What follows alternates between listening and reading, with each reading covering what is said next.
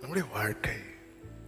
தாவீது கோலியாத்து கூட யுத்தம் பண்ணும்போது அவனுக்குள்ள இருந்த நிச்சயம், அவர் சொல்றாரு 1 சாமுவேல் 17:37, ஆமென், பின்பு தாவீது, என்னை சிங்கத்தின் கைக்கும் கரடியின் கைக்கும் தப்புவித்த கர்த்தர் இந்த பெலிஸ்தியன் கைக்கும் தப்புவிப்பார். அங்க நிச்சயமா சொல்றான். இங்க எப்படி சொல்லல தெரியுமா? சிங்கத்தின் கைக்கும் கரடிக்கும் கைக்கும் தப்புவித்த கர்த்தர் ஒருவேளை அப்படி சொல்லல. அவ்வளவு நிச்சயம் இருந்தது. ஏன் தெரியுமா? அவனுடைய வாழ்க்கை கர்த்தருக்கு முன்பாக இருந்தது. ஆனா இதே தாவீது ஒரு நாளில் அப்சலோமுக்கு பயந்து எருசலேமை விட்டு போக வேண்டிய சூழ்நிலை வந்தது. ஆமே, தாவீது தன் பிள்ளைகளை உணர்ந்திருப்பார். அம்னோனை அப்சலோம் கொலை செய்து விடுவான். ஆமே, அந்த காரியத்தை தாவீது சால்வ் பண்ணவே இல்லை. ஒரு பிரச்சனை வீட்டில் போயிட்டே இருக்குது. தாவீது அந்த பிரச்சனையை சால்வ் பண்ணவே இல்லை. அம்னோன் தன் சகோதரின் இடத்துல தவறாய் நடப்பான். அந்த பிரச்சனை தாவீது காதுக்கு போகும். தாவீது கோபம் வரும். ஆனா ஒண்ணுமே அங்க எதுவுமே டீல் பண்ணல. அப்சலோமுக்கு தங்கச்சி தான் அவ. இப்போ அப்சலோம், ஆமா, யார், தாமாரா.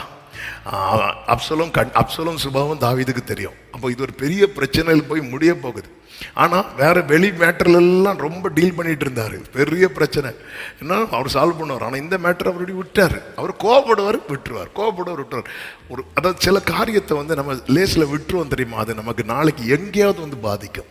அப்படி ஒரு பாதிப்பு தாவீதுக்கு வருகிறது. தாவீதுக்கு சொந்த வீட்டில் கூட இருக்க முடியாத சூழ்நிலையில புறப்படும் போது சீமே என்பவன் என்ன செய்கிறான்னா, கல்லை தூக்கி எறிகிறான். தொலைந்து போ, செத்து போ அப்படின்னு சொல்லி சாப வார்த்தைகளை போடும்போது கூட இருக்கிறவன் சொல்றான், ராஜாவே நீங்க மட்டும் ஒரு வார்த்தை சொல்லுங்க, அவனை நான் கொலை செய்து விடுகிறேன்னு சொல்லும்போது தாவீது இங்க சொல்லுவாரு, அவன் இப்படி செய்யறதுக்கு ஒருவேளை அன்னைக்கு கோலியாத்துக்கு முன்னாடி நிற்கும் போது ஒருவேளைங்கிற வார்த்தை தாவீது கிட்ட வரவில்லை. ஆனா இன்னைக்கு தாவீதுக்கு எப்படி சொல்ல முடியல தெரியுமா? அந்த நிச்சயமாய் சொல்ல முடியல. இந்த சாபங்கள் எல்லாம் எனக்கு நிச்சயமாய் ஆசீர்வாதமாய் மாறும்னு தாவீதுக்கு சொல்ல முடியல. மாறாக என்ன சொல்றாருன்னா, 2 சாமுவேல் 16வது அதிகாரம் அதனுடைய 12வது வசனத்துல, ஒருவேளை கர்த்தர் என் சிறுமையை பார்த்து. அப்போ இந்த இடத்துல ஒரு நிச்சயம் இல்லாத ஒரு நிலை. ஒருவேளை இன்னைக்கு நம்ம ஜெபிக்கிறோம், நல்ல ஜெபிக்கிறோம். எந்த ஜெபனாலும் ஓடி முதல்ல உட்காந்துடுறோம். ஜெபனாலே நமக்கு அவ்வளோ கொள்ளை பிரியும். டிவியில யாராவது ஜெபம் நடத்தினா முதல்ல ஆள போய் உட்காந்துருவோம். எல்லாம் ரைட்டு. ஆனா நம்முடைய ஜெபத்தின் முடிவில் நமக்கு இப்படி ஒரு நிச்சயம் இருக்கிறதா? என் ஜெபத்தை கர்த்தர் கேட்டு எனக்கு ஒரு பின்மாரியை ஊற்ற போகிறார் அப்படிங்கிற நிச்சயம் இருக்குதா? அல்லது ஒருவேளை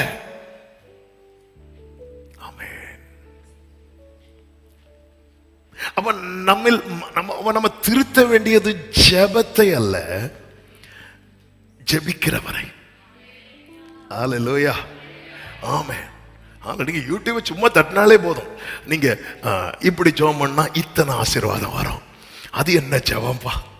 ஹல்லேலூயா. அப்படி ஜெபம் பண்ணா இத்தனை ஆசீர்வாதம் வரும். ஆமென். அதெல்லாம் தப்பு கிடையாது.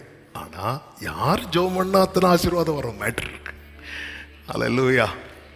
நீங்க இப்படி ஜெபம் பண்ணா இப்படி ஆசீர்வாதம் வரும்னு இருக்கு, ரைட். யார் அப்படி ஜெபம் பண்ணா இப்படி ஆசீர்வாதம் வரும்னு இருக்கு.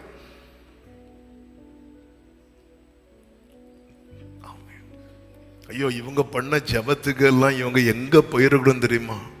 அதான் எங்கேயும் போகல. இல்ல நம்ம எவ்வளவு அழுதுருப்போம். நீங்க உங்க லைஃப்ல வாழ்க்கையை கொஞ்சம் திரும்பி பாருங்க. எவ்வளவு தூங்கி இருப்போம். மனுஷனுடைய ஆயுசு நாட்கள் 70, பலத்தின் மிகுதினால் 80, 100ன்னு வச்சுக்கோங்க. 100 மீதி அப்படின்னு பாக்குறீங்க. இருப்பீர்களாக வருகை வரைக்கும். அப்போ ஒரு நாளைக்கு சராசரியா ஒரு மனுஷன் 6லேருந்து 8 மணிக்கூர் தூங்கணும்னு இருக்கு. ஒரு 8 மணிக்கூர்னு பார்த்தா ஒரு நாளில் 8 மணிக்கூர்னா 3ல் ஒரு பகுதி. அப்போ வாழ்க்கையில 3ல் ஒரு பகுதி எப்படி எதுல முடியுது? தூக்கத்துல முடியுது. அதுலேயும் முடியாதுன்னு சொல்லிட்டு இங்கே சில தூங்குறாங்க. அது வேற விட்டுருவோம். ஏன்னா அது 8 மணிக்கிறப்பதான் எங்களுக்கு கால்குலேஷன் கரெக்டா வரும். ஆமாம். ஆனால் நம்முடைய வாழ்க்கை போக போக போக போக போக போக திரும்பி பார்த்தா ஜெபிக்கிற தேவ பிள்ளைகளை சொல்கிறோம், நம்ம எவ்வளோ அழுதுருப்போம். ஆண்டவர் சமூகத்தில் எவ்வளோ அழுதுருப்போம். எவ்வளோ விண்ணப்பங்களை கதறி இருப்போம். எத்தனை எத்தனை ஜெபங்களை ஏறெடுத்திருப்போம். ஆனா இவ்வளவு அழுதும் இவ்வளவு ஜெபித்தோம். இன்னைக்கு எனக்கு என்கிட்ட கேட்டா ஒருவேளை கர்த்தர் செய்வாருங்கிற ஒரு, நான் வாயை திறந்து சொல்றது அல்ல, என் இருதயத்துல என்ன இருக்குன்னு நமக்கு தெரியும்ல.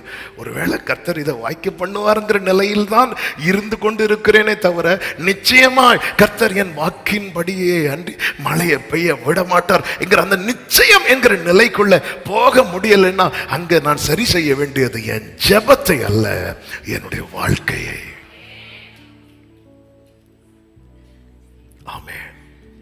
யாக்கோபு ஒருத்தனை ஏமாத்திட்டு ஊரை விட்டு ஓடுவான். யாரை ஏமாத்திட்டு ஓடுவான் தெரியுமா? ஏசா. 20 வருடம் கழித்து ஏசா வருகிறான் என்றதும் யாக்கோபு ஏசாவை ஏசாவை கூல் பண்றதுக்காக, சால்வ் பண்றதுக்காக நிறைய வெகுமதிகளை கொடுத்து அனுப்புகிறான். அப்படி அனுப்பின பிறகு அவனுக்கு நம்பிக்கை வரல. ஆதியாகமம் 32வது அதிகாரம் அதனுடைய 20வது வசனத்துல, இதோ உமது அடியானாகிய யாக்கோபு எங்கள் பின்னாலே வருகிறான் என்று சொல்லுங்கள் என்று கட்டளையிட்டான். முன்னே வெகுமதியை அனுப்பி அவனை சாந்தப்படுத்தி கொண்டு பின்பு அவன் முகத்தை பார்ப்பேன், அப்பொழுது நிச்சயம் என் பேரில் தயவாயிருப்பான்னு சொன்னானா? இல்ல, ஒருவேளை. இந்த ஒருவேளை தான் இன்னைக்கு நமக்கு இடிச்சிட்டு இருக்கு. ஆமா, நம்ம என்னதான் சொன்னோம், ஒருவேளை தயவா இருப்போம். அந்த ஒருவேளைங்கிறது உள்ள கிடக்கிறதுனால எல்லா வெகுமதிகளை அனுப்பின பிறகும் யாபோக்கால தூங்க முடியல. அவன் யாபோ காற்றின் கரையில உட்கார்ந்திருந்து என்ன செய்து கொண்டிருந்தான் தெரியுமா? நீங்க என்னதான் ஜெபம் பண்ணி ஃபாஸ்டிங் பிரேயர் முடிஞ்சு வீட்டுக்கு போனாலும் திரும்பவும் அந்த காரியத்தை நினைச்சு அழுதுட்டு இருக்கிறீங்கன்னா நமக்குள்ள நிச்சயமா என்கிற காரியம் இல்லை, மாறாக என்ன காரியம் தான் இருக்கு தெரியுமா? உள்ள அழகா சொல்றீங்க. இதை ஃபர்ஸ்டே சொல்லியிருந்தீங்க, நான் செய்தி முடிச்சு போய் உக்காந்துருப்பேன். அந்த ஒருவேளை கிடைக்காம போயிட்டுன்னா, ஒருவேளை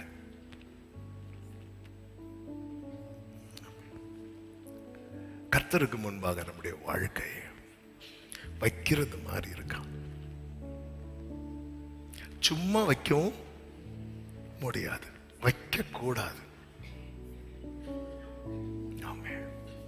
ஆண்டவர் பரிசுத்தம் உள்ள கர்த்தர். நம்முடைய லைஃப் ஆண்டவருக்கு முன்னாடி வைக்க முடியுமா? வைக்க முடியுமா? வைக்கணும்.